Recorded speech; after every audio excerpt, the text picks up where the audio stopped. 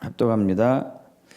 심령이 가난한 자는 복이 있나니 천국이 그들의 것이며. 아멘. 기도합니다. 아버지 하나님, 오늘은 산상수훈에서 첫 번째 팔복 중에 첫 번째 심령이 가난한 자가 받는 복에 대해서 나누기를 원합니다. 주님, 이 의미가 무엇인지 영적으로 알게 하시고, 그리고 그것을 삶이 되게 하시고 그것을 누릴 수 있도록 역사해 주시옵소서.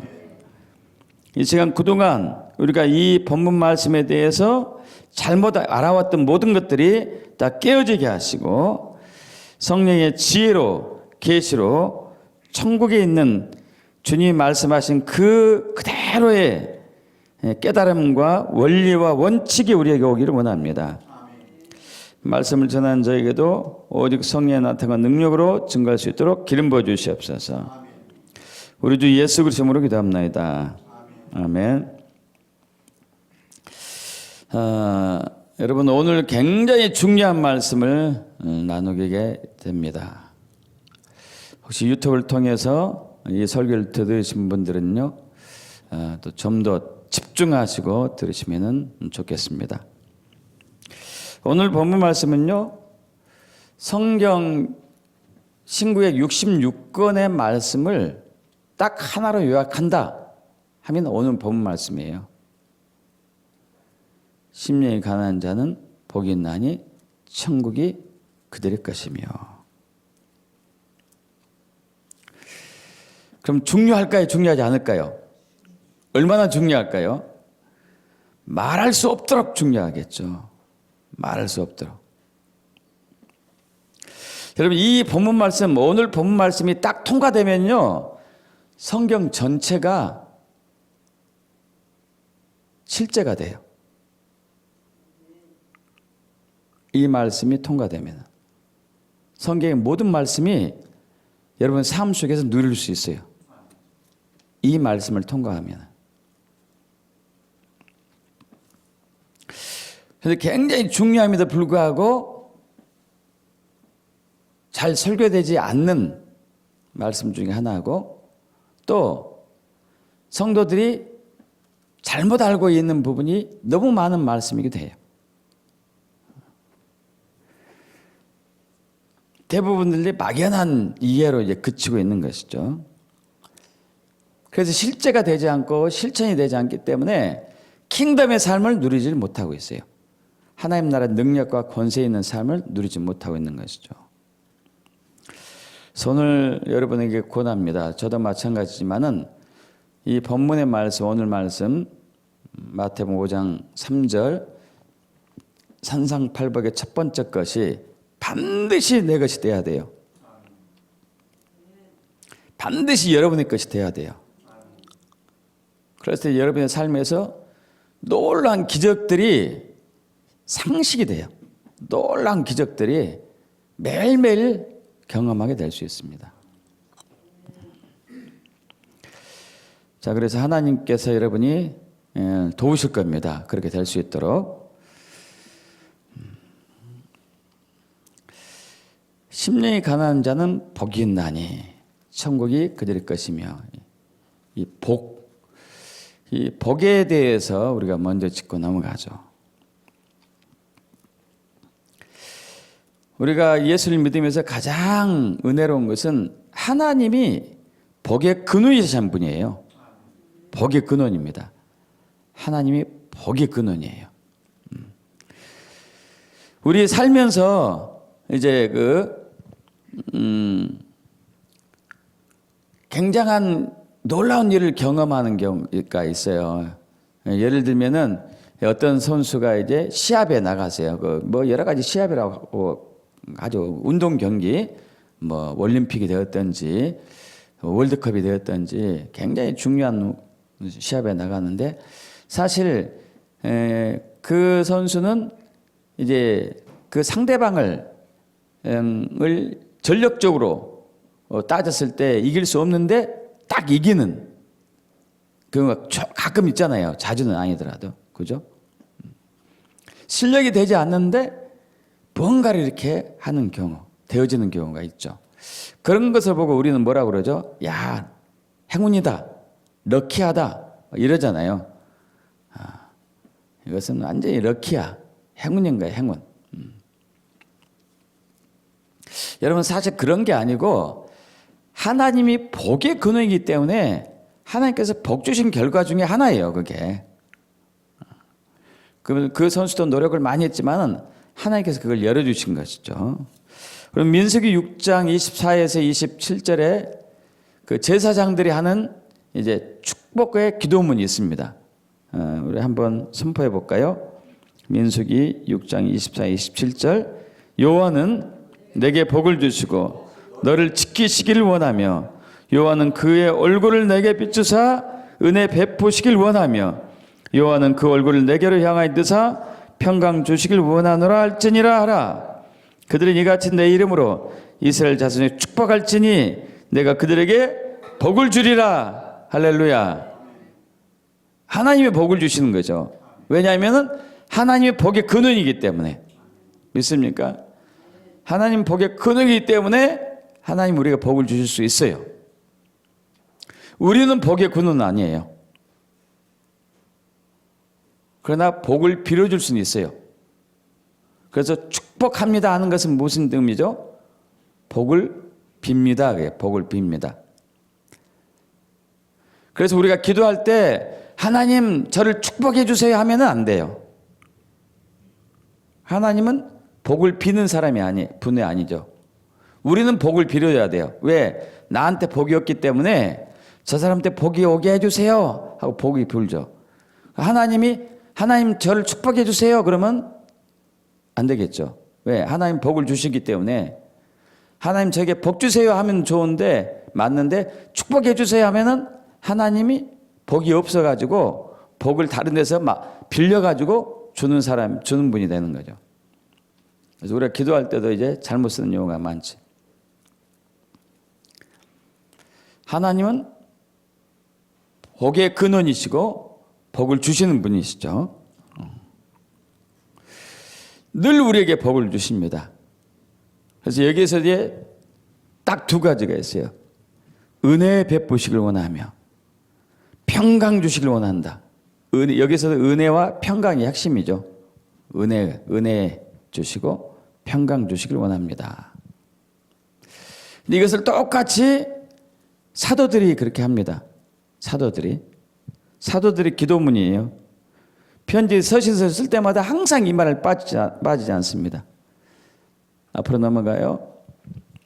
하나님 우리 아버지와 주 예수 그리스도로부터 은혜와 평강이 너에게 있을지어다. 서신서에서 항상 나오죠. 읽을 때마다 항상 나와요. 그래서 사도 바울이 서신서 쓸 때마다 나왔고 베드로도 역시 베드로 전후서에서 나왔어요.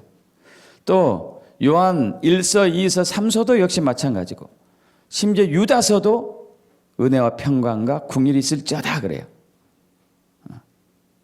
계속 이렇게. 왜? 하나님이 복 주시니까, 하나님 은혜 주시니까, 은혜의 복의 근원이신 하나님이시기 때문에 그렇게 하는 것이죠.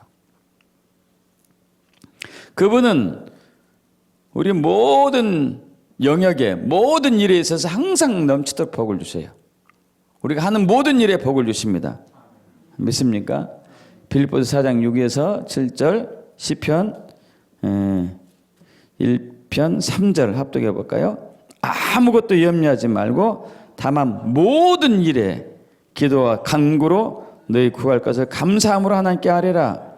그래 모든 지각에 뛰어난 하나님의 평강이 그래서 예수 안에서 너희 마음과 생각을 지키시려라. 그는 시냇가에 심은 나무가 철을 따라 열매를 맺으며 그 잎사귀가 마르지 아니한 같으니 그가 하는 모든 일이 다 형통하리로다. 하나님은 이렇게 하길 원하세요. 우리가 하는 모든 일들을 복되게 하시고 우리가 하는 모든 일에 형통하기를 원하세요. 할렐루야. 하나님이십니다. 하나님. 그래서 우리는 항상 주님께 감사를 올리는 것이죠. 찬양을 하는 것이고 경배를 하는 것이에요. 여러분 나중에 이 부분 또 우리가 나누겠지만은 자 빌립보서 4장 6절 보십시오. 아무것도 염려하지 말고 다만 모든 일에 기도와 간구로 너희 구할 것을 감사함으로 하나님께 하리라. 여러분 감사함으로 하나님께 구할 것을 아른다면 어떤 식으로 기도해야 될까요? 어떤 식으로 기도해야 될까요? 여러분 이 말씀을 근거로 기도를 해본 적이 있으십니까? 근데 이 말씀대로 기도를 잘 안 하셔. 주님 주세요. 원합니다. 그럼 감사함으로 기도한 것은 아니죠. 감사함으로 기도한다면 어떻게 될까요? 주님, 제가 이게 필요한데 이게 필요한 것을 주실 것을 믿고 감사합니다 해야 돼. 이걸 주세요, 주세요 하는 기도와 주여 이것을 주실 것을 믿고 감사합니다 하는 기도하고 차이점이 뭐가 있을까요?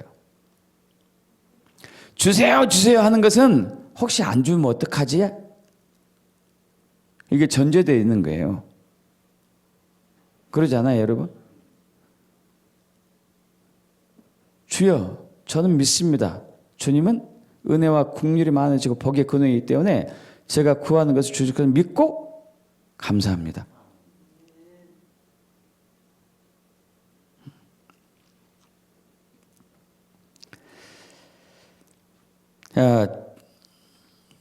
하나님은 복의 근원이십니다. 복을 만드시는 분이시고 복을 주시는 분이셔요. 그래서 우리는 늘 감사하고 찬양해야 돼요. 그래서 우리가 예배자가 돼야 되는 거예요. 예배자가. 예배는 뭐죠? 하나님께서 행하신 일에 대해서 찬사하는 거예요. 하나님께서 역사하신 일에 대해서 잘했습니다. 주여. 찬송합니다. 찬양합니다. 이게 예배예요, 예배.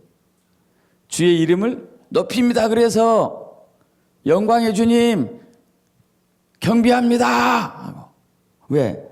나에게 복을 주시니까, 은혜 주시니까, 평강 주시니까. 할렐루야. 그래서 수시로 예배하는, 수시로. 예배자들은 그걸 알아요. 깊이 예배하는 사람들은요, 하나님을 신뢰해요. 나에게 복을 항상 주시고 계신다. 나에게 은혜를 항상 주신다. 나에게 평강을 넘치도록 주신다. 그래서 예배하는 거예요, 예배하는 거. 앞으로도 행하실 것은 믿고 감사함으로 예배하는 거죠. 심령이 가난한 자는 복이 있나니 천국이 저희 것이며. 이 천국이 저희 것이라는 의미가 뭐죠? 우리가 이것도 이제 잘못 오해하고 있는 부분이 많아요. 천국에 가겠다. 그게 아니래, 그게. 심령이 가난한 사람이 천국에 간다. 그건 무슨 말이에요, 그게?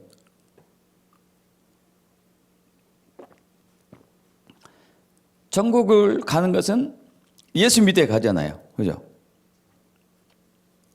예수 믿지 않고 심령이 가난한 사람 있을 수 있을까요? 없을까요?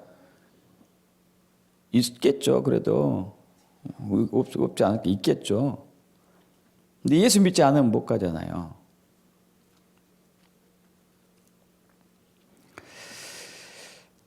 여러분, 그냥 천국 가는 것이 의미가 아니에요.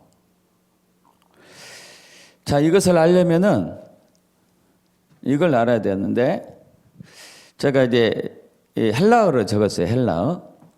천국이 그들의 것이다. 천국이 그들의 것이다. 이게 중요하니까 제가 헬라어로 적었습니다. 호티, 아우톤, 에스틴, 해, 바실레이아, 톤, 우라논. 자, 그러므로 그들에게 있습니다. 그 통치가, 그 하늘의 바실레아 통치가 그들에게 있습니다. 천국이 그들의 것입니다 하고 좀 달라요. 하늘의 통치가 그들에게 임합니다. 하늘의 통치. 심령이 가난한 사람에게 하늘의 통치가 임해요. 통치. 여러분, 하나님 나라가 뭐죠? 하나님이 통치한 나라를 하나님 나라 그래요. 하나님이 통치한 나라가 하나님 나라예요. 사탄이 통치한 나라는 사탄 나라겠죠. 그죠? 문재인이 통치한 나라는 문재인 나라겠죠. 김정은이 통치한 나라는 김정은 나라가 있고. 그죠? 누가 통치하냐에 따라서 그 국가의 운명이 좌우하는 거잖아요. 그죠? 누가 통치하느냐.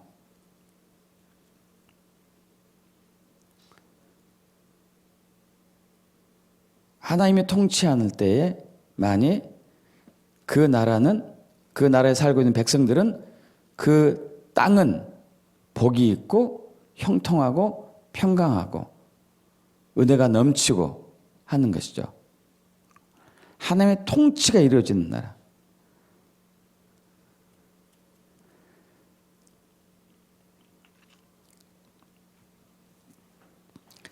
다시 얘기해서요, 심령이 가난한 사람들이 어떤 복을 갖냐면은 하나님의 통치를 풀어낼 수 있다는 얘기예요.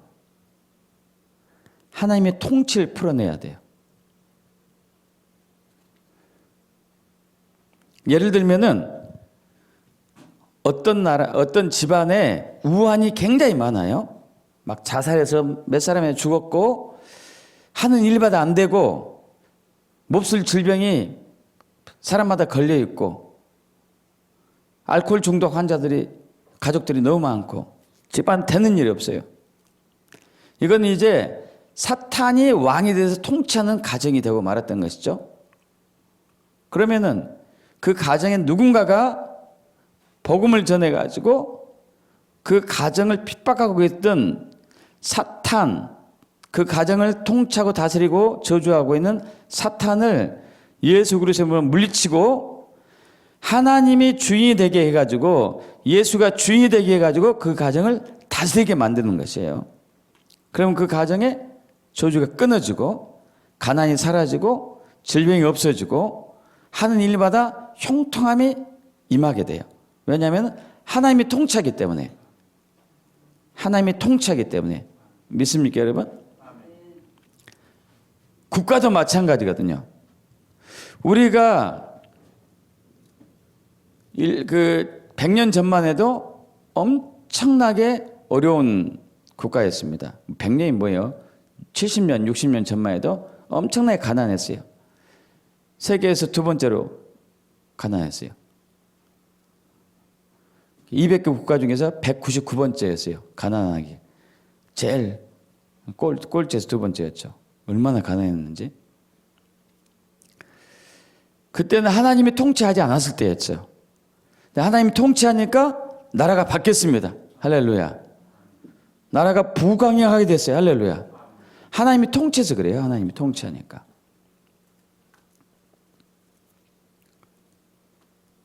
그래서 복이 있는 거예요. 믿습니까, 여러분? 하나님이 통치하니까 복이 있어요. 하나님의 통치.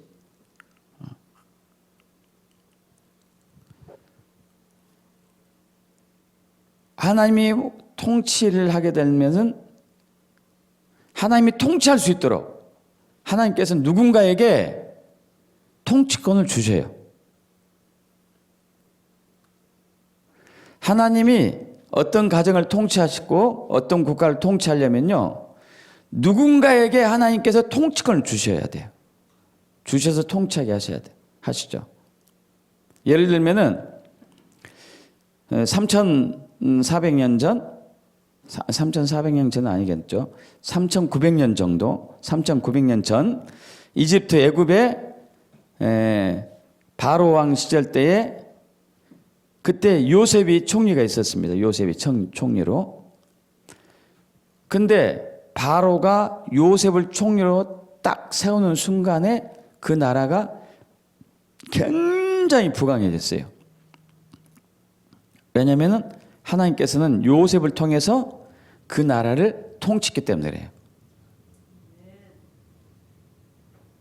요셉을 통해서 하나님이 그 나라를 통치했어요.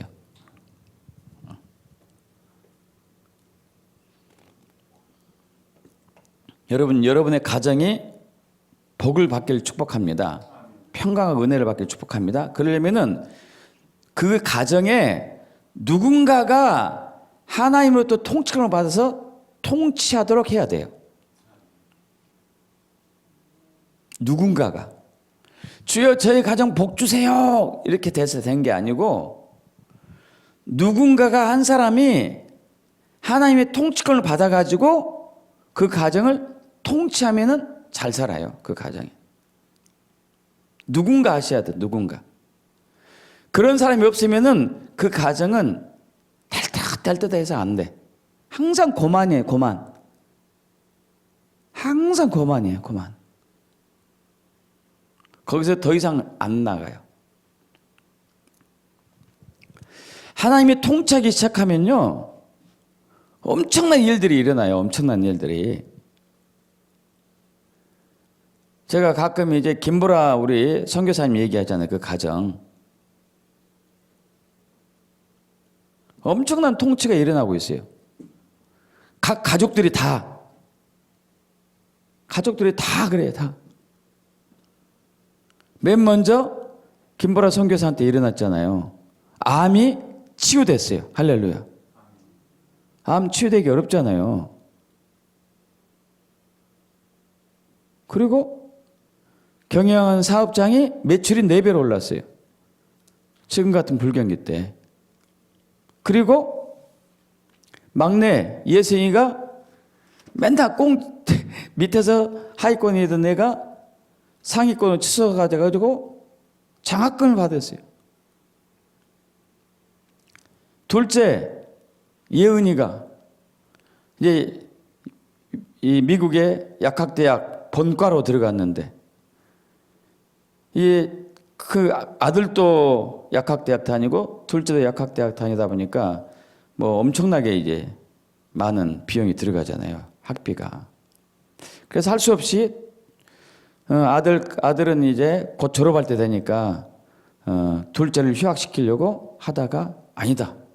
하나님의 통치로 들어가야지 하면서 그렇게 선포하고 했었을 때 그 예은이가 주인 교수를 이제 만났죠. 주인 교수 만난 목적은 사실 휴학계 내려고 만난 거예요. 휴학계. 둘을 유학을 보낼 수 없는 사정이니까. 그래서 이제 주인 교수가 야, 너 공부도 열심히 하고 잘하는데 왜 휴학계 내려고 그래? 그러니까 아니 실은 이제 오빠가 약학대에 다니고 자기도 약학대 다니는데 예과를 다닐 때는 예과 때는 장학금이 있는데 본과에 들어가면 장학금이 없대요. 거기가. 장학금이 없어가지고 더 이상 다닐 수가 없습니다. 그래서 1년 동안 저는 휴학했다가 오빠가 졸업하면은 제가 다시 재등록할 겁니다. 그러니까 곤란하네 하더니 주임 교수가 잠깐만 기다려봐. 내가 한번 알아볼게. 했더니 없는 것을 어떻게 만들었는지 몰라가지고 한 학기에 8,000불 장학금 들어요. 8,000불. 엄청난 거죠. 그래서 학교를 다니게 됐단 말이에요. 아니 그 동훈이는 더욱더 웃긴 일이에요. 웃긴 일. 동훈이가 학점을 관리를 잘못했어요. 그래가지고 1점 부족해가지고 한 학기를 더 다녔어요. 한 학기 더 다니면 비용이 얼마나 많이 들어가요. 6개월 더 다녀야 되니까. 근데 원래 같으면은 김보라 선교사 같으면은 야 이놈아 네가 정신을 어디다 차리고 다니냐. 응?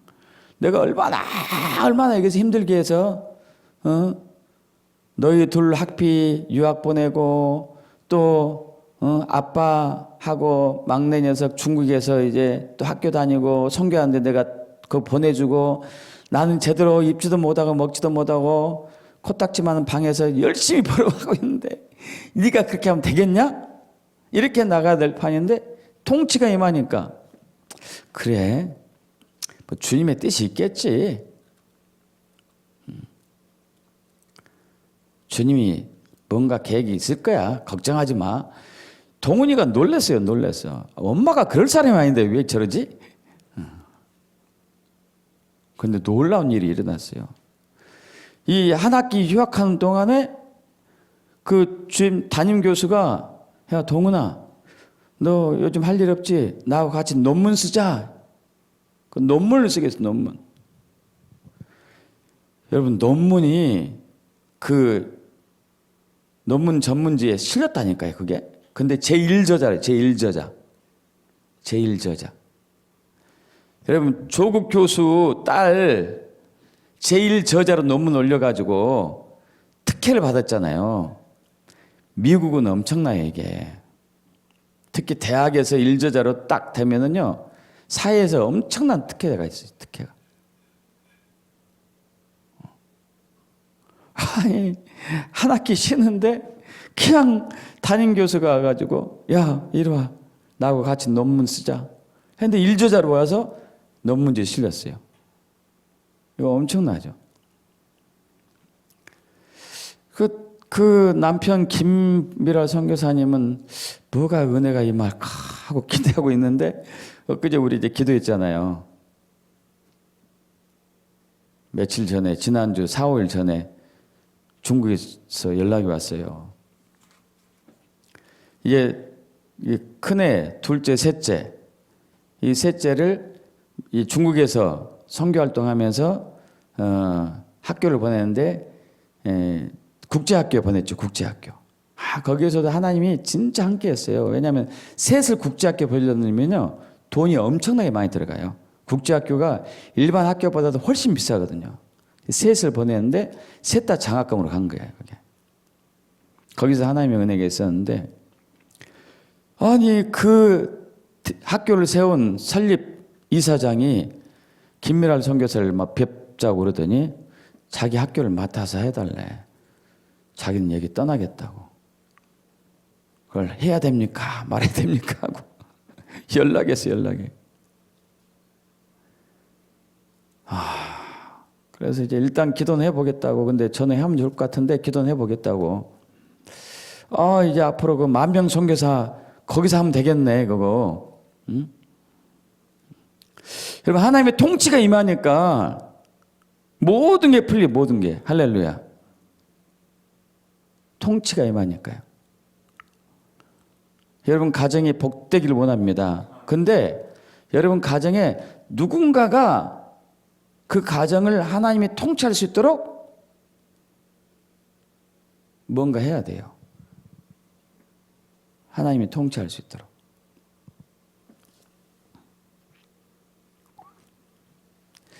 그래서 천국이 그들의 것이다. 이 얘기는 무슨 얘기냐? 내가 그를 통치하겠다. 그 가정을 통치하겠다. 그 교회를 통치하겠다. 그 사회를 통치하겠다. 그 국가를 통치하겠다. 이런 뜻이에요. 믿습니까? 엄청난 역사가 일어난 거예요. 엄청난 역사.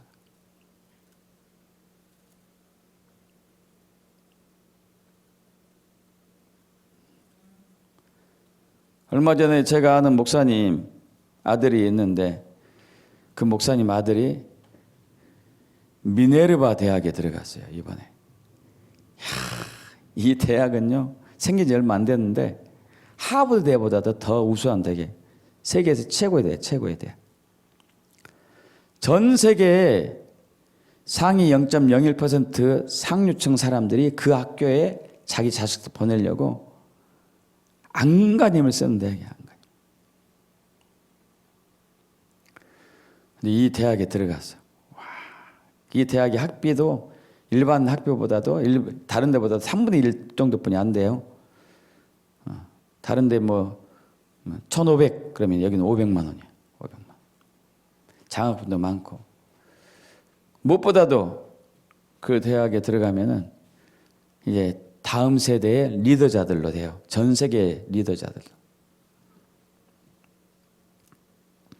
여러분 하나님이 통치했을 때 어마어마한 역사가 일어나거든요. 하나님이 통치하는.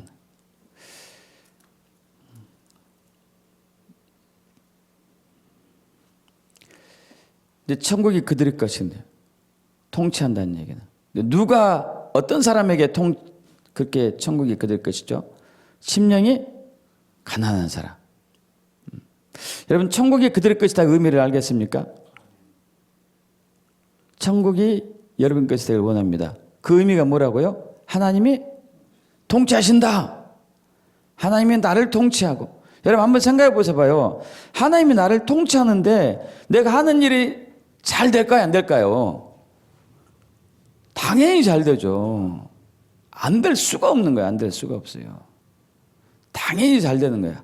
하나님이 직접 가서 이렇게 역사하는데 안 될 수가 있겠어요?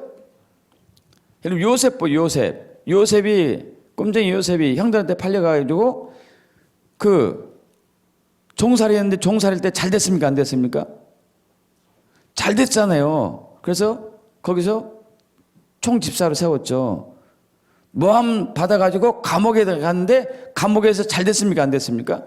감옥에서도 잘 됐잖아요. 하나님의 통치가 있었기 때문에. 그 애굽의 총리가 됐죠. 총리가. 왜 그랬다고요? 하나님의 통치가 있기 때문에. 할렐루야. 하나님이 다스리기 때문에. 누가 하나님을 다스린다는 얘기예요? 누구를?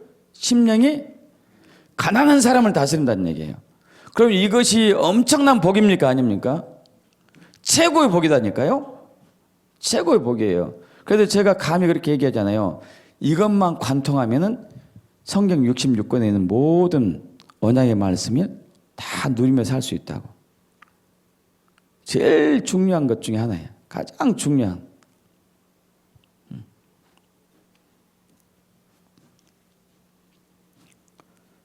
자, 그런데 이제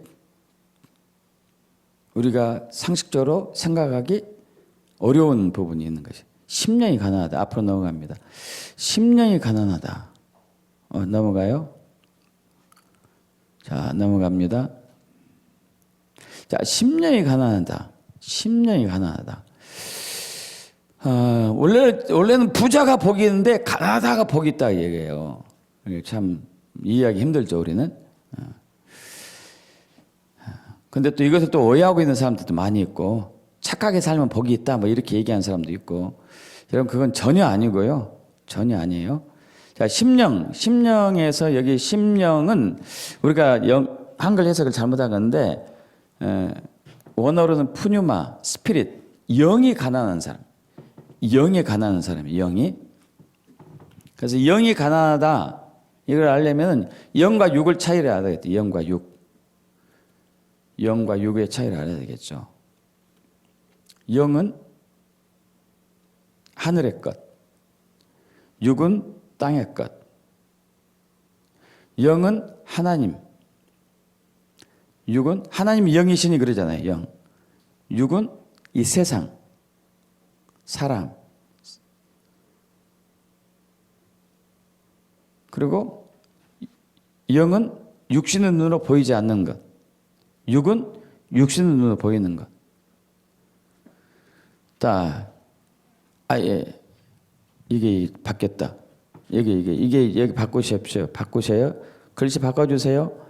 자, 육은 이 결과.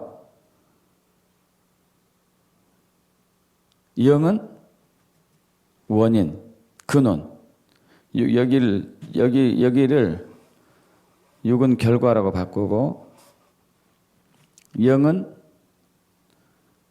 근원. 무슨 얘기냐면은 영의 세계에서 먼저 결정이 되고 난 이후에 육의 세계에서 결과로 나와요. 마치 이런 거죠. 여러분, 이 건물이 지어지려면은 짓기 전에 뭐가 먼저 있어야 되죠?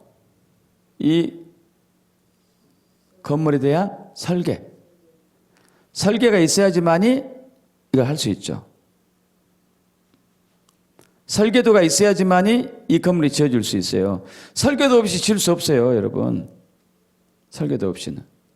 설계도 없이 지었다가는 이 건물 2, 3층만 넘어가도 무너지고 말아요.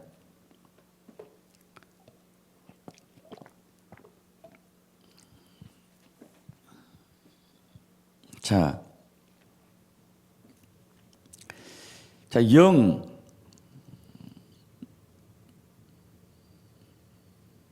영은 이제 마음과 좀 다른 부분이 있죠.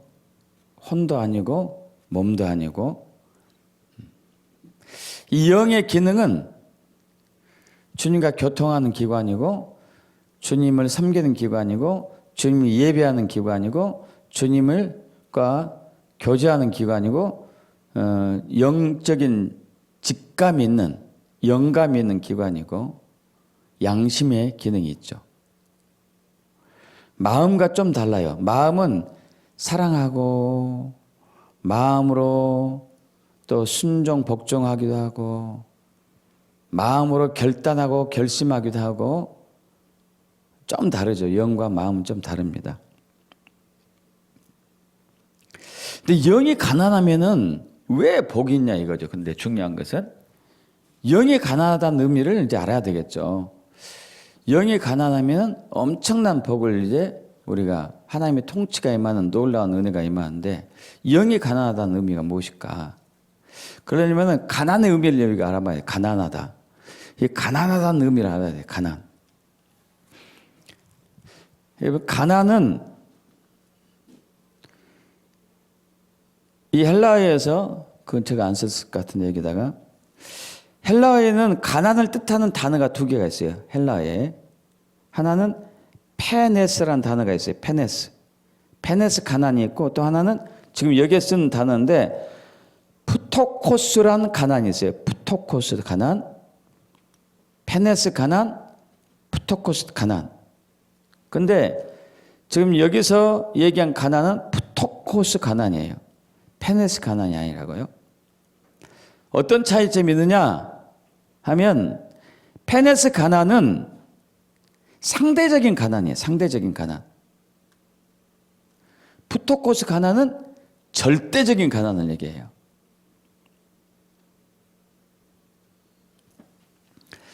상대적인 가난은 뭐냐면은, 내가 저 사람과 비교했을 때, 내가 학력이 저 사람보다 짧아 하면 상대적인 가난이겠죠. 그죠? 근데 이 사람보다는 내가 학력이 높아. 그럼 상대적인 부유함이겠죠. 그죠? 상대적이지. 제3. 저 사람보다는 내가 가난해. 근데 이 사람보다는 내가 부자야. 상대적인 가난이에요. 상대적인. 그죠? 모든 게 마찬가지죠. 상대적으로 가난한 것이 있고, 절대적인 가난은 뭐냐면은, 푸토코스 가난은 뭐냐면은, 지금 당장 물 한 모금이 없으면 죽어요. 지금 당장. 지금 당장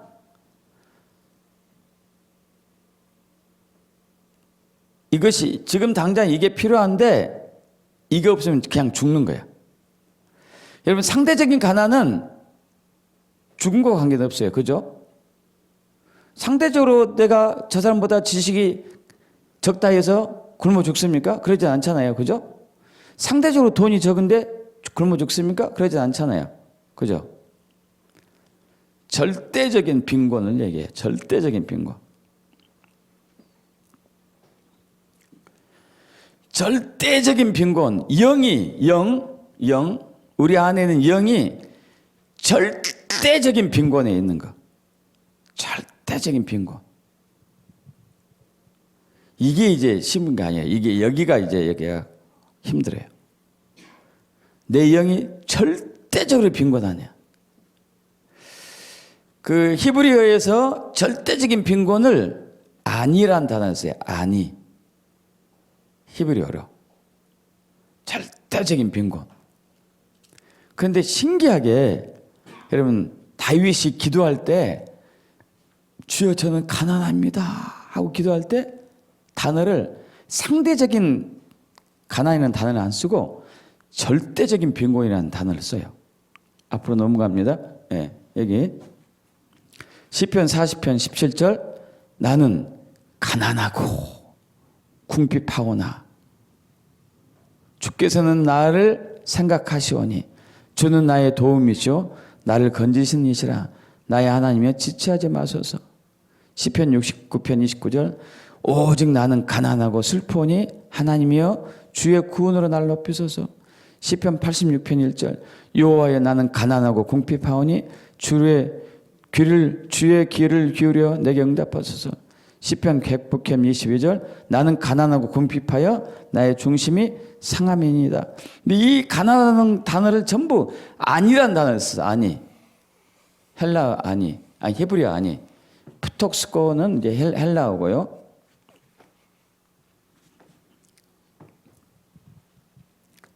자, 이게 무슨 얘기냐면은 주님, 저는 주님 아니면 죽습니다 이거예요. 주님 아니면 죽습니다. 사울왕이 나를 쫓아다니고 있는데 사울왕이 내 목을 찔러도 나는 죽음이 두렵지 않습니다. 그러나 주님이 아니면 전 죽습니다. 이해되십니까? 지금 사울왕이 막 쫓아다니니까 나와 동지들 400명이 막 도망 다니는데 먹을 것이 없어요. 먹을 것이. 그러다가 이제 아말렉 땅에 이렇게 들어가죠. 아말렉에게 들어가죠. 블레셋 땅에 블레셋에 들어갔는데 블레셋 땅으로 들어갔어요. 거기 살다가 이제 전쟁을 치러 갔다가 와서 보니까 시끌나게 사는데 그 아말렉 사람들이 와가지고 이제 싹 거둬가 버렸죠. 다 양식 뺏어가 버리고 처자식 다 데려가 버리고 가축들 다 뺏어가 버리고 마을이 완전히 빈털터리. 그것을 본 다윗의 부하들이 다윗 돌로 쳐서 죽이려고 그래요. 너 때문에 우리 처자식 다 붙잡혀서 생사를 알 수가 없고 재산 다 잃어버렸다. 너 죽어야 돼.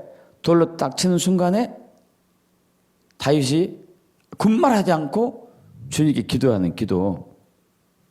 주님 어떻게 해야 됩니까? 가서 쫓아가야 됩니까? 어떻게 해야 되죠? 그럼 죽음의 직전에 돌을 들고 다 죽이려고 이렇게 옆에 섰는데 그때 기도하고 있는 거예요. 이게 무슨 얘기죠?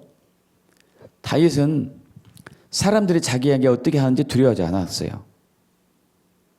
하나님만 자기의 모든 것을 주관하고 있는 것을 알았어요. 주님 어떻게 해야 됩니까?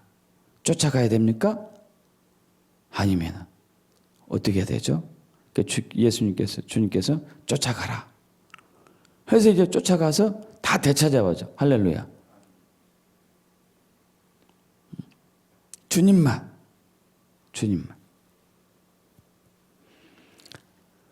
그래서 다윗은 항상 주님 앞에 갈 때 배고픈 심령으로 가는 거예요.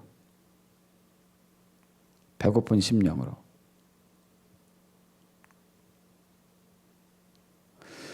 여러분, 우리 바리새인과 세리의 기도를 알고 있죠? 바리새인과 세리의 기도 한번 보겠습니다. 누가복음 18장 9절에서 14절까지 합독해 볼까요? 또 자기를 의롭다고 믿고 다른 사람 멸시하는 자들에게 이 비유로 말씀하시되 두 사람이 기도하러 성전에 올라가니 하나는 바리새인이요 하나는 세리라. 바리새인은 서서 따로 기도하여 이르되 하나님이여 나는 다른 사람들 곧 토색, 불의, 간을 많은 자들과 같지 아니하고 이 세리와도 같지 아니함을 감사하나이다.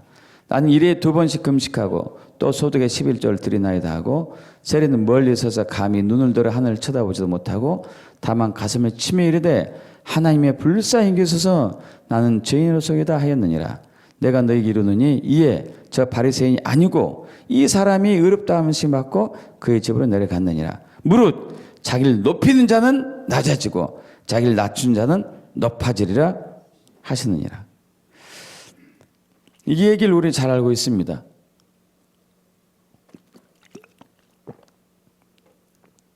잘 알고 있죠? 그런데 중요한 것은 대부분 한국교회 교인들이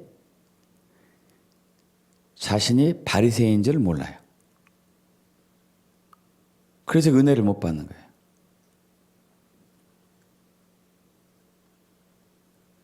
잘 들으십시오, 여러분.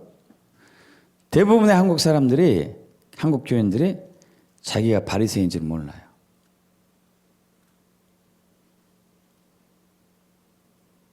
은혜 받으시려면요, 내가 바리새인인 줄 알아야 돼요.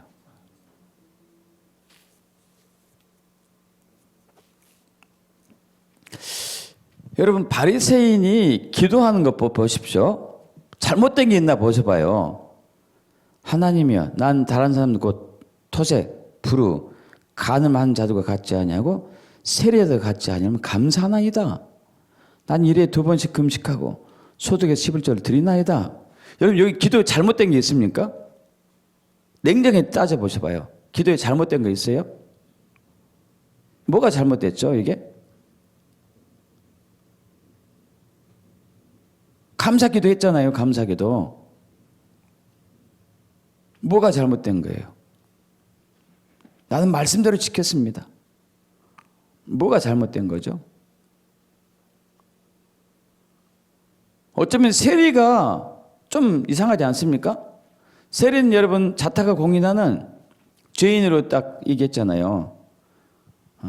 로마 식민지 있을 때 우리나라 같으면은 우리나라 식민지 때 세무 공무원으로 근무하면서 일본 앞잡이가 돼가지고 국민들 세금 걷어서 일본한테 바치는 사람이었거든요. 그 매국노라 그러잖아요. 지금까지도 친일파라 해가지고 막 손가락질하고 있잖아요. 지금까지도. 이런 사람이 이런 사람.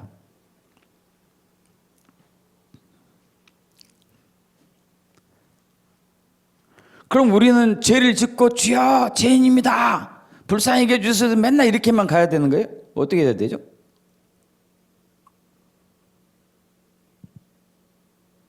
바리새인처럼 살아야 됩니까? 아니면 세리처럼 살아야 됩니까?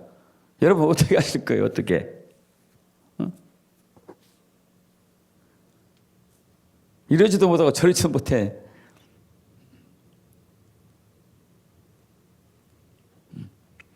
여러분 여기서 제일 중요한 게 뭐냐면요. 제일 중요한 게 뭐냐면은 바리새인이 되었든지 세리가 되었든지 제일 중요한 것은 뭐냐면은 나는 하나님의 은혜가 필요한 불쌍한 존재입니다 하고 아는 거예요.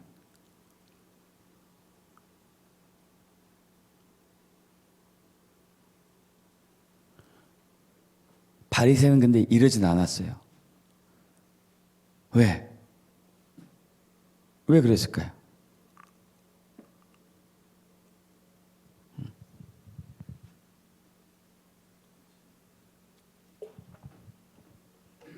집중하셔요. 굉장히 중요한 설교니까 여러분. 이 오늘 설교에 여러분 삶을 걸어야 돼요. 여러분 삶을 걸으셔야 돼.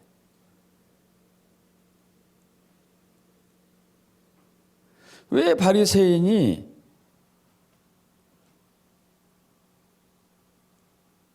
은혜를 받지 못했을까요? 저렇게 열심히 했는데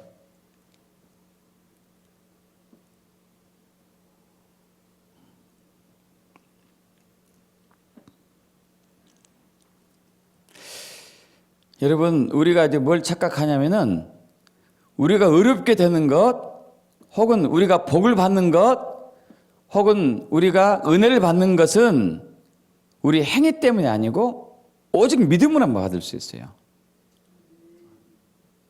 오직 믿음으로만. 종교적인 열심을 하지 말란 얘기는 아니에요. 여러분 우리는 11조도 해야 되고 토색하지 하지 말아야 되고 불효하지 말아야 되고 하지 말아야 되고 간음하지 말아야 되고 기도하고 금식하고 전도하고 해야 돼요. 여러분 그러나 이것을 했기 때문에 하나님 우리에게 은혜를 주지 않아요. 이걸 열심히 했기 때문에 복을 더 많이 주지 않으셔요. 이걸 열심히 했기 때문에 의롭다고 하지 않습니다. 이 바리새인은 자기를 의롭다고 믿고 있어요. 왜 그러죠? 왜? 열심히 이걸 했기 때문에 종교적인 행위를 열심히 했기 때문에 스스로가 의롭다고 하고 있어요. 스스로 의롭다. 여러분 우리가 의롭게 되는 것은 예수의 보혈 외에는 없어요. 예수의 보혈을 의지했을 때만 의로운 것이에요. 바리새인인지 세리든지 예수 보일 의지해야만 어려워요. 근데 바리새인은 뭘 의지하고 있죠? 자기 행위를 의지한 거예요. 자기 행위. 자기 한 행동. 열심히 했습니다. 열심히 했습니다. 주여 복 주세요. 은혜 주세요. 그럼 반대로 열심히 안 했으니까 복을 달라 할 염치가 없어. 여러분 주일에 이렇게 주를 예배할 때 찬양할 때 한 주간 동안 정말 성경 매일매일 보고 암송도 열심히 하고 그리고 전도도 한 사람 했고 부부간에 갈등도 없었었고 모든 게 술술 잘 풀려가지고 주를 예배할 때 마음의 자세하고 한 주간 동안 성경 바빠서 한 장도 못 보고 기도도 제대로 못하고 새벽 예배 다 빠져먹었고 부부싸움은 드립다 열심히 싸웠고 정말 마음이 불편할 때 예배할 때하고 마음의 자세가 똑같아요? 틀려요? 틀려요. 왜? 우리가 바리새인이니까.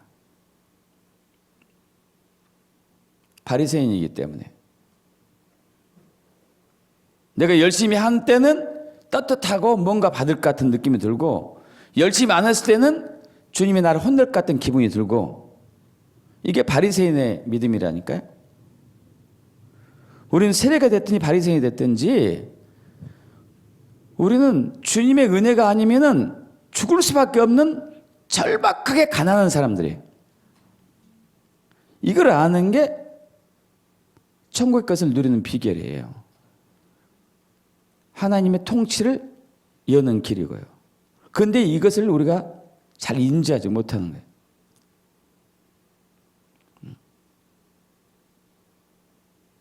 내가 교회에서 전도부장이고 무슨 총회장이고 하니까 하나님이 나에게 더 복 주셔야 돼. 이건 있을 수가 없는 거예요. 내가 목사니까 하나님이 나에게 더 은혜 주셔야 돼. 있을 수가 없는 거예요. 하나님 직분을 보지 않아요. 하나님 믿음을 보는 거예요. 믿음. 믿음. 근데 믿음은 예수를 의지하는 믿음이어야 되는데 바리새인은 누굴 의지하는 거죠? 자기 행위. 자기 행동을 의지해, 행동.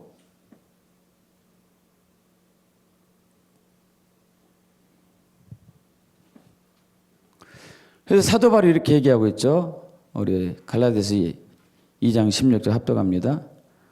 로마서 11장 6절 합독하죠. 사람이 의롭게 되는 것은 율법의 행위로 말미암이 아니요 오직 그리스도 그리스도를 믿음으로 말미암은 줄 알므로 우리도 그리스도 예수를 믿나니 이는 우리가 율법의 행위로서가 아니고 그리스도를 믿음으로써 의롭다 함을 얻으려 함이라. 율법의 행위로서는 의롭다 함을 얻을 육체가 없느니라. 만일 은혜로 된 것이면 행위로 말미암지 않으니 그렇지 아니하면 은혜가 은혜되지 못하느니라. 은혜는 뭘로 받는다고요? 믿음으로. 행위가 아니고. 할렐루야.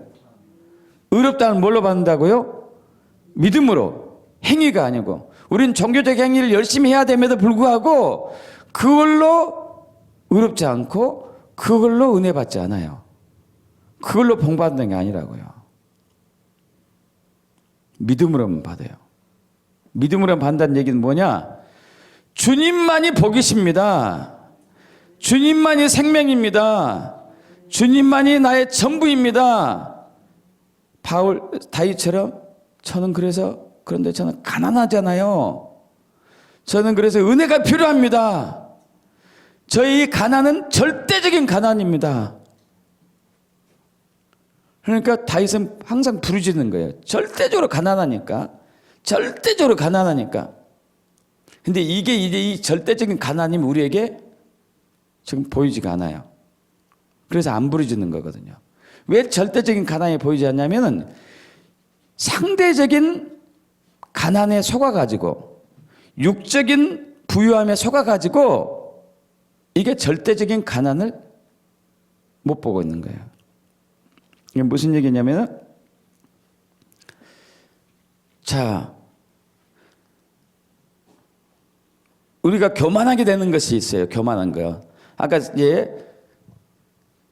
다시 뒤로 넘어가죠. 뒤로 넘어가서 사람이 한번 얘기 맞습니다. 맞아요.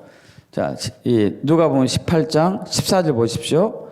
내가 너에게 이르노니 이에 저 바리새인이 아니고 이 사람 세리가 의롭다함을 받고 그의 집으로 내려가느냐. 무릇 자기를 높이는 자는 낮아지고 자기를 낮춘 자는 높아지리라. 그럼 여기서 우리는 바리새인은 자기를 높였던 것을 알 수 있죠. 그죠? 세리는 자기를 낮췄어요. 낮췄습니다. 왜 바리새인은 자기를 높였을까요? 저와 여러분 높아질 때가 어떤 때죠? 어떤 때 높아집니까?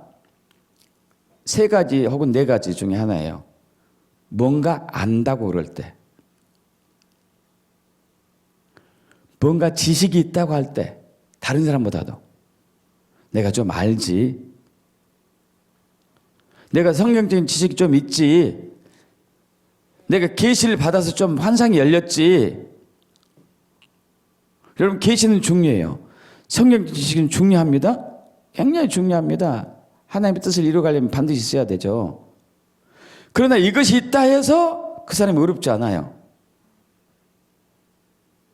이해되십니까 여러분? 지식이 많다 해서 복을 하나님이 더 주시지 않는다니까요. 그것은 오직 믿음으로만 주는 거예요. 믿음으로만. 계시를 많이 보든 적게 보든 관계없어요. 아예 못 보든도 관계없어요. 환상이 아예 안 보여도 관계없어요. 믿음으로만 받는 거예요. 믿음으로만. 근데 우리는 남보는 못 보는 것은 내가 보니까, 내가 하나의 음성 들으니까 복을 더 많이 받을 것 같아. 이게 교만이에요. 교만. 우리는 하나님 음성 듣든지 못하든지 관계없이 하나님 앞에서 불쌍한 존재거든요. 가난한 존재, 가난한 존재. 어떤 때 또 교만하게 되죠? 어떤 때? 내가 있다고, 사람보다 내가 더 많이 가졌다고 볼 때. 그러지 않아요, 여러분? 재산이 더 많아. 내가 더 많이 배웠어. 더 지위가 높아. 가진 게 더 많을 때, 뭔가 더 있다고 느낄 때, 나는 부자야. 저 사람보다도. 이때 교만해지죠. 그러잖아요. 그래서 남 무시하잖아요. 여러분 그렇게 안 느껴집니까? 어느 날 진짜 때 빼고 광내 와가지고 머리도 이제 비싼 거 됐고 옷도 비싼 거 딱 입고 신발도 머리끝부터 발까지 세팅으로 세트로요. 세트로 딱 해서 밖에 나갈 때 기분이 다르지 않습니까? 그냥 머리도 이제 자다가 부시시해서 나왔고 추리닝 바지에다가 나가서 집 밖에 돌아다닐 때 하고 그냥 머리부터 발까지 수백에서 수천만 원 딱 해가지고 밖에 돌아다닐 때 여러분 다르지 않아요? 기분이? 뭔가 있어 보이잖아요?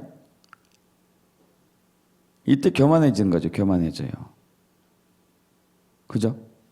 이때 교만해지는 거예요. 내가 있다고 느껴질 때.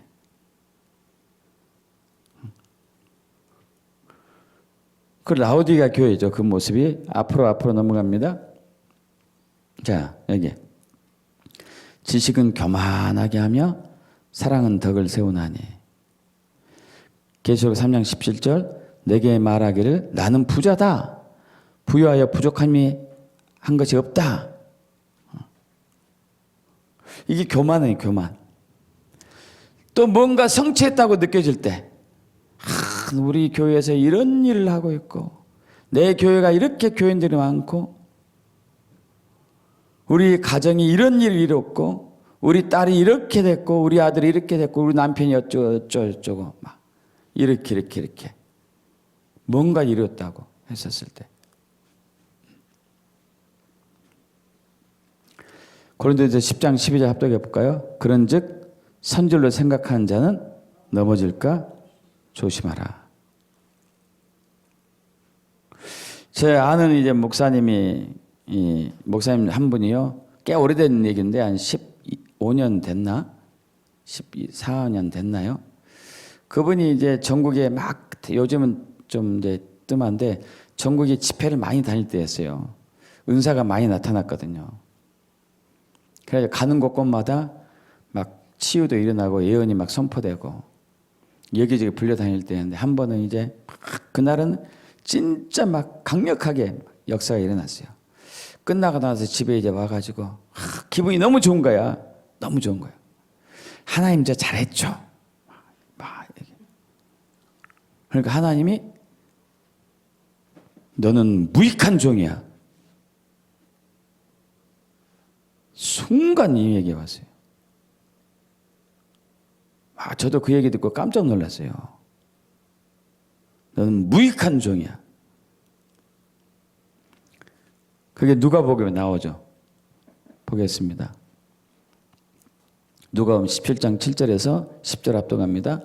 너희 중 누구에게 밭을 갈거나 양을 치거나 하는 종이 있어 밭에서 돌아오면 그대로 와 앉아서 먹으라 말할 자가 있느냐? 도리어 그대로 내 먹을 것을 준비하고 띠를 띠고 내가 먹고 마시는 동안에 수종 들고 너는 그 후에 먹고 마시라 하지 않겠느냐? 명한 대로 하였다고 종에게 감사하겠느냐? 이와 같이 너희도 명령 받은 것을 다 행한 후에 이르기를 우리는 무익한 종이라 우리가 해야 할 일을 먼저 한 것뿐이라 할지니라. 사역자들이 제일 많이 넘어지는 부분이, 저 같은 사역자들이 제일 많이 넘어지는 부분, 집회에서 엄청난 주님의 역사가 일어났는데 그걸로 인해 사람들이 막 이제 그 사람을 쫓아다니기도 하죠. 선물도 주기도 하고 감사도 하기도 하고 막 업이 돼요. 업. 여기저기 불려다니고.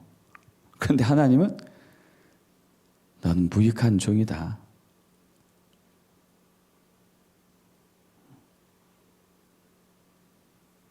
사실 그걸 누가 이루신 것일까요? 하나님이 하신 거거든요.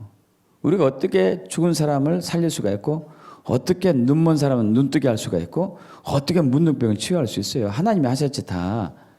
다만 하나님의 도구로만 잠깐 쓰임받고 말만 했을 뿐이지 뭐 한 일 없잖아요. 예수께서 눈을 떠라, 일어나라, 치유되라, 떠나라 이것만 했을 뿐이지 하나님이 다 역사하신 부분이잖아요. 할렐루야. 근데 우리가 했다고 교만이던 거예요. 교만. 우리가 교만한 거 그래요? 내가 알아. 내가 있어. 내가 좀 가지고 있지. 내가 성취해봤지. 이것들이 우리를 교만하게 만들어요. 교만하게. 여러분 그런데 우리가 알고 있는 지식은요. 하나님의 지식에 비하면 아무것도 아니잖아요. 그죠? 아인슈타인이 그런 고백했죠. 아인슈타인이 제자들이 한번 선생님 아인슈타인이 와가지고 선생님, 선생님의 지혜는 그냥 끝이 없습니다. 얼마나 그렇게 많은지요. 정말 놀랍습니다. 그러니까 아인슈타인이 컵에서 물 손가락을 하나 넣어가지고 물을 한 방울 똑 떨어뜨리더니 여러분 저의 지식은요 거대한 바다에서 이 한 방울도 안 됩니다. 여러분 태평양 5대양의 그 바다가 물이 얼마나 많아요. 얼마나 많습니까? 그중에 아인슈타인의 지식은 물 한 방울도 안 되네요. 물 한 방울. 여러분 전 세계에 모래가 얼마나 많아요. 모래가 많은 거 아시죠? 모래 한 알도 우리가 안 되네. 지식이. 우리가 뭘 알겠어요? 우리가 성취한 게 뭐가 있죠? 모든 게 하나님부터 왔고 하나님이 이루시고 하나님이 성취하시고 하나님이 완성하시고 할렐루야. 우리가 아무것도 한 게 없어요. 아무것도. 주님이 아니면 안 되는 거거든요. 주님이 우리를 창조하지 않았으면 우리가 생겨났을까요? 주님이 우리를 태어나게 하지 않았으면 우리가 태어났을까요? 주님이 우리를 살게 하지 않으면 우리가 살 수 있을까요? 아무것도 없어요. 아무것도.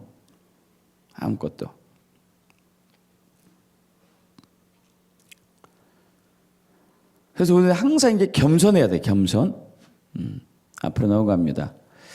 잠언 16장 18절. 교만은 패망의 선봉이요 거만한 마음은 넘어짐의 앞잡이니라. 그래서 야고보 4장 6절, 베드로전서 5장 5절, 잠언 3장 32절, 잠언 18장 12절 뭐 그 외에 많은 부분이 있지만은 하나님은 교만한 자를 대적하고 겸손한 사람에게 은혜를 주신다. 이건 알고 있죠. 근데 교만함이 뭐냐 이게. 겸손함이 뭐냐. 겸손함은 내가 아무것도 할 수 없어요. 하지 말란 얘기가 아니야. 아무것도 할 수가 없고 아무것도 가진 거 없고 아무것도 아는 게 없고 아무 소유도 없는 소유한 것도 없는 것을 인지하고 절대적인 부를 가지고 있는 그 주님 앞에 절박하게 엎드리고 간구하는 것. 이게 이제 겸손이거든요. 여러분 그거 할 수 있어요 없어요? 그건 누구나 할 수 있다고요. 누구나. 하지 않는 것은 교만 때문에 안 하는 거예요. 육적인 부요함 때문에 상대적으로 육적으로 부요하기 때문에 아직은. 그래서 하나님은 그 육적인 부요함을 없애기도 해요.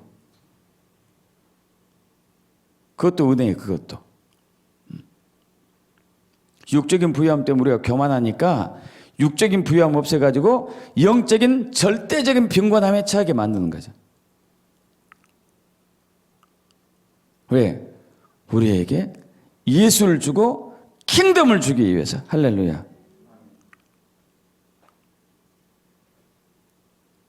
여러분 그런 기도는 할 수 있지 않습니까? 주여 저는 정말 아는 게 없습니다. 영적으로 아는 게 전혀 없어요. 여러분 우리 사역자들은 영적으로 아는 게 전혀 없어요. 주님이 계시해 주셔야 하지 마라. 그러지 않습니까? 주님이 계시해 주지 않으면 깜깜해. 아무것도 몰라 아무것도. 주님께서 이 말씀을 깨닫지 않으면 아무것도 모르는 거야 아무것도.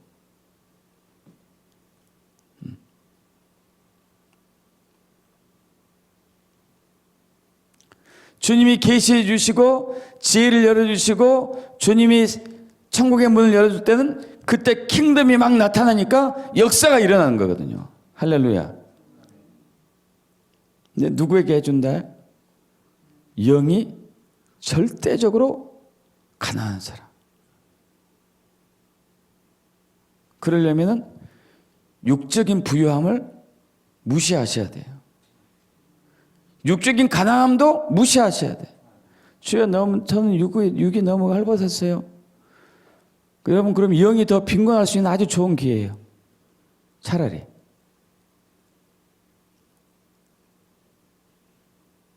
절대적인 빈곤함을 느껴야 돼요. 절대적인 빈곤함을.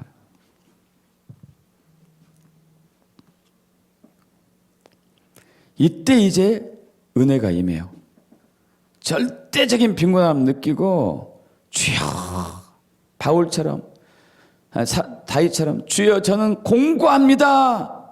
궁핍합니다. 가난합니다. 저를 불쌍히 여주시옵소서. 한국교회가 이렇게 힘든 이유는요. 이 배고픔을 이 가난함을 잊어버렸어요. 잃어버렸어. 그러니까 주님께서 지금 흔들고 있는 거 흔들어요. 아시죠? 앞으로 넘어갑니다.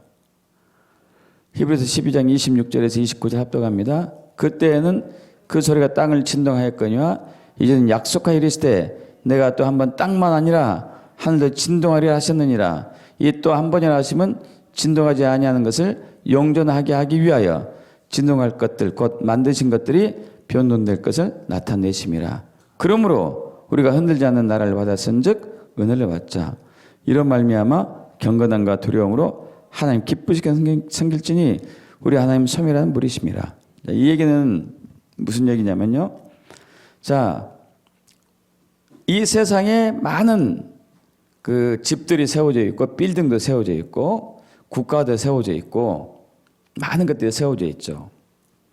그런데 이것들이 모두가 하나님부터 온 것은 아니에요. 극히 일부를 제외하고. 이제 앞으로 이 세상에는요, 하나님으로부터 온 것만 남고 다 무너질 겁니다. 지금 이미 그 일을 하고 계시죠. 하나님은 이 세상 나라를 주와 그리스도의 나라로 바꾸기를 원하세요. 계시록 11장 15절이죠. 일곱째 천사가 나팔을 불매 하늘에서 큰 음성이 나서 이르되 이 세상 나라가 주와 그의 그리스도가 나라가 되어서 그가 세세토록 왕노릇 하리로다.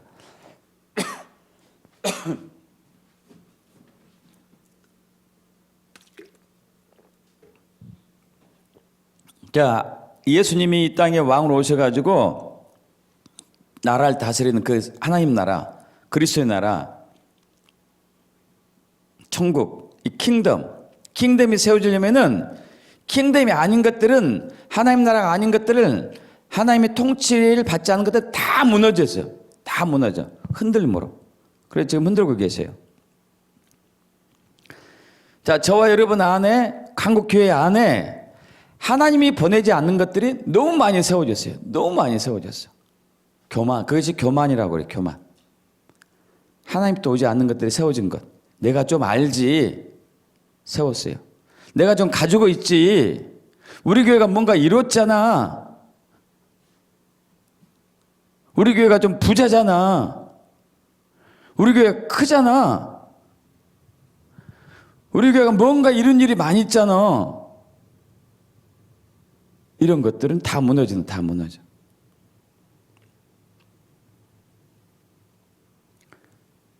오직 주님만 원하고 주님만 갈망하는 그곳을 하나님이 새롭게 세워가는 거예요. 그래서 하나님이 우리 안에 있는 이러한 그 교만한 것들을 흔들어서 지금 무너뜨리게 하고 있는, 무너뜨리게 하는 거예요. 여러분, 빨리 무너지셔야 돼. 빨리 교만함이 무너져야 돼요. 교만함이.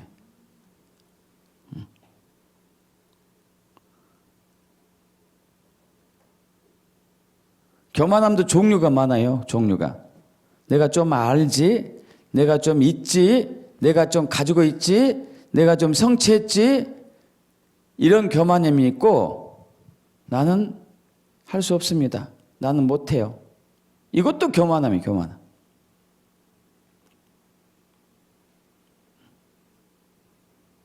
어떤 일을 주님이 시키는데 난 못해요. 능력이 없어요. 이것도 교만함이 교만함.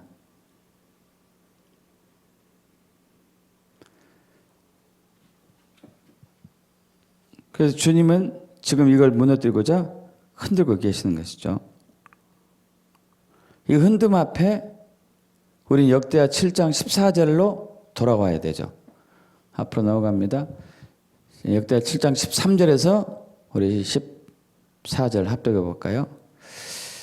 혹 내가 하늘을 닫고 비를 내리지 아니하거나 혹 메뚜기들에게 토산을 먹게 하거나 혹 전염병이 내 백성 가운데 유행하게 살 때에 내 이름을 일컫는 내 백성이 그들의 악한 길에서 떠나 스스로 낮추고 기도하여 내 얼굴을 찾으면 내가 하늘에 듣고 그들의 죄를 사하고 그들의 땅을 고칠지라. 지금 여러분 13절을 하나님이 하고 계시죠?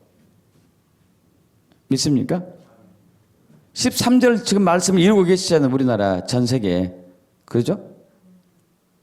지금 이 일을 하고 계시잖아요. 메뚜기들 보내고 전염병 보내고 하늘 문을 닫았고. 이때 어떻게 하라고요?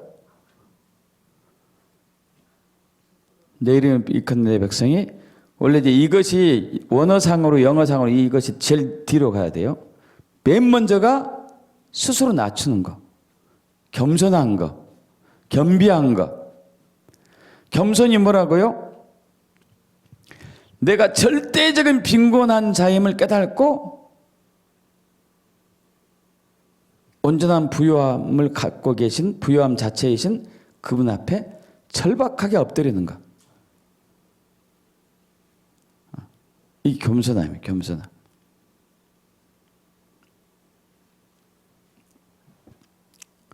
그래서 기도하는 거죠. 부르짖고 기도해요. 무슨 기도를 할까요? 주여, 저는 주님을 원합니다. 주를 원합니다. 육적인 부요함. 여러분, 이번에 코로나 오니까 육적인 부요함 쓸모 있어요, 없어요? 순식간에 무너지는, 순식간에. 아는 지식들 순식간에 무너졌어요. 그죠? 뭐 약이 통용하지 않잖아요. 약이 소용없죠. 어느 선지자는요, 코로나가 완전히 끝날 때쯤 되면은 더 센 놈 온대요. 더 센 놈. 이 변형돼 가지고 이번 코로나를 인류가 만든 재앙 중에 하나인데, 이건 이제 시험을 너무 깊게 하다가 잘못된 건데, 그러니까 변종을 만들어낸 거예요. 변종을. 근데 변종을 만들어냈는데 이 변종된 코로나 바이러스가 스스로 혼자 변종하기 시작했어요. 그전에 인간이 조작해가지고, 유전자 조작해가지고 변형을 시켜놨더니 얘가 스스로 이제 변이 되기 시작했네. 약도 없거든요, 이게.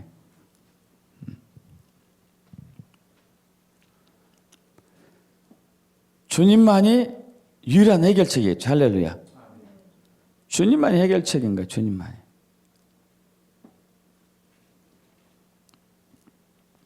그래서 주님만이 해결책인 것을 알고 주님만 붙들었을 때에 이제 빌립보서 4장 6절 7절에 그 말씀의 비밀이 이때 풀려요. 맨 앞으로 넘어가 봐요. 맨 앞으로.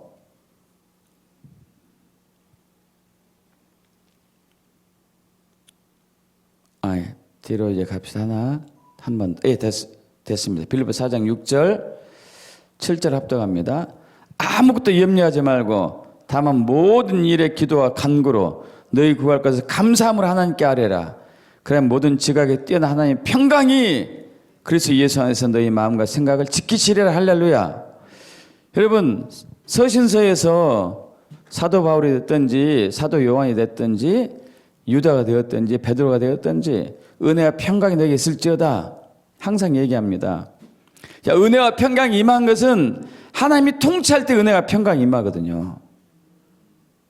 그것은 이제 심령이 영이 가난했을 때 절박하게 간구하면은 은혜와 평강이 임해요. 왜? 아무것도 염려하지 말고 다만 모든 일에 기도와 간구로 너희 구할 것을 감사함으로 하나님께 아뢰라. 심령이 가난한 사람은 다윗은 심령이 가난한, 영이 가난한 절박한 상태에서 부르짖을 때 주님이 딱 임재하고 주님이 만지는 것을 느끼는 순간에 자기 안에 평강이 쫙 오는 것을 경험해요. 할렐루야. 경험하는 순간에 이게 고백이 되어 있는 거예요. 여호와는 나의 목자시니 내게 부족함이 없으리로다.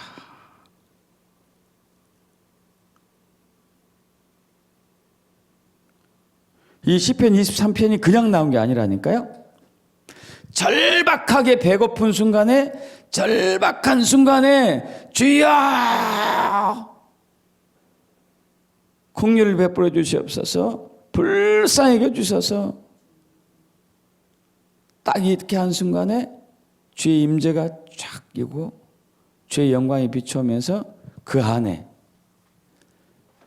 자, 그래야만 모든 지각에 뛰어난 하나님의 평강이, 할렐루야, 하나님의 평강이, 아까 김보라 사모가 그 질병에서 치유될 수 있었던 것은 평강이었어요. 평강. 절박한 암에 걸려서 암에. 아니, 한번 생각해 보셔봐요. 결혼하자마자 약대를 졸업하고 나서 결혼하자마자 중국 남편에게 끌려서 중국 선교를 선교. 거기서 대만에서 고생하고 중국에서 고생하고 하다가 이제 도저히 안 되겠다. 자식들은 커가니까 나라도 한국에 와가지고 자녀 교육 좀 시켜야 되겠다 해가지고 몇 년 약국했는데 암이 또 덜컥 왔네요. 제대로 남편하고 같이 산 적도 없고 자식들 제대로 뒷바라지 한 적도 없고 자기 그렇게 부유한 집안에 태어났는데 가정이 좀 괜찮잖아요.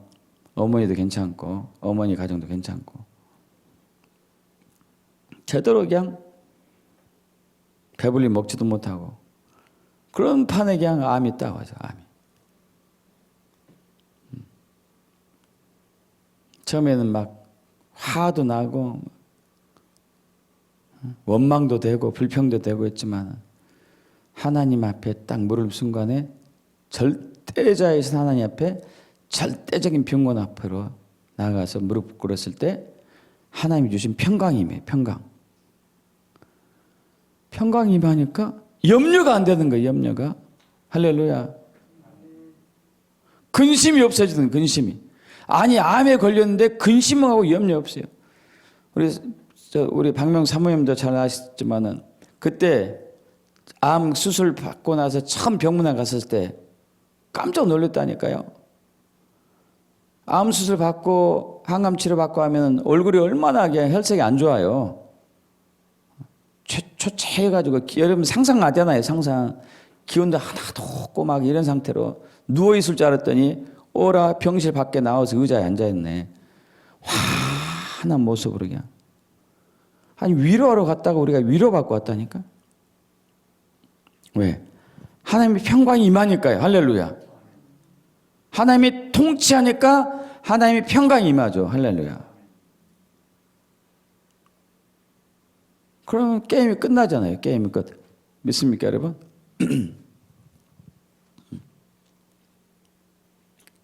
그래서 그들로부터 하는 모든 일들이 형통하리로다. 할렐루야. 시편 1편 3절이 되는 거죠. 합독합니다. 그는 시냇가에 심은 나무가 철을 따라 열매지 맺으며 그 잎사귀에 마르지 아니한 같으니 그 하는 모든 일이 다 형통하리로다. 할렐루야. 믿습니까?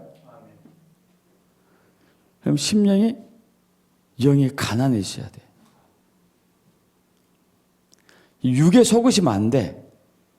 상대적인 부유함, 상대적인 빈곤에 여러분의 마음이 휘둘리면 안 돼요. 내 영이 문제가 돼, 영. 내 영의 순간이라도 주님을 놓치면은 나는 절대적인 빈곤함이 있는 거예요. 그때 그 부르짖는 거죠, 주님.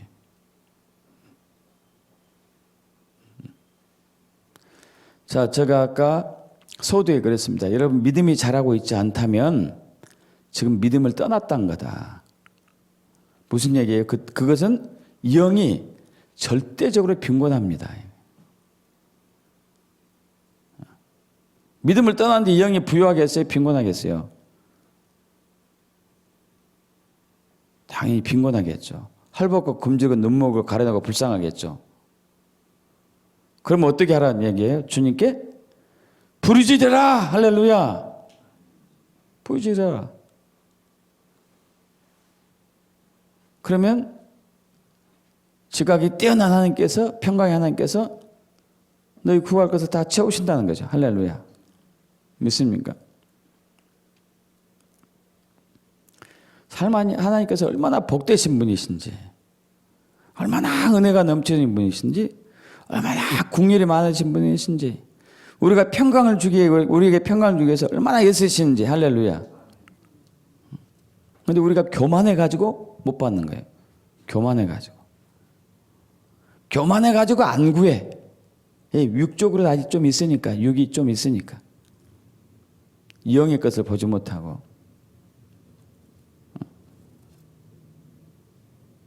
절박하게 부르지 않는 사람은 육적인 것이 다 소진돼서 구할 수도 있어요. 그 전에 구하십시오. 그 전에.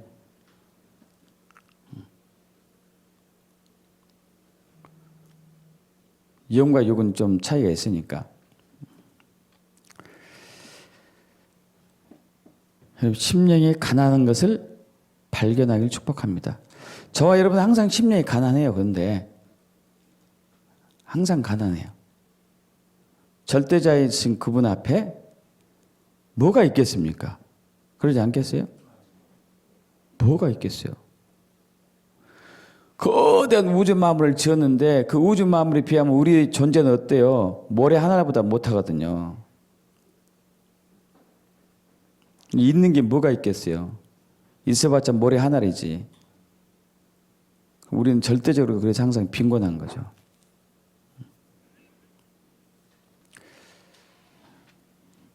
그래서 놀라운 주님의 통치에 역사가 매일매일 일어나 축복합니다. 아멘, 아멘. 이 시간 우리 좀 기도하겠습니다.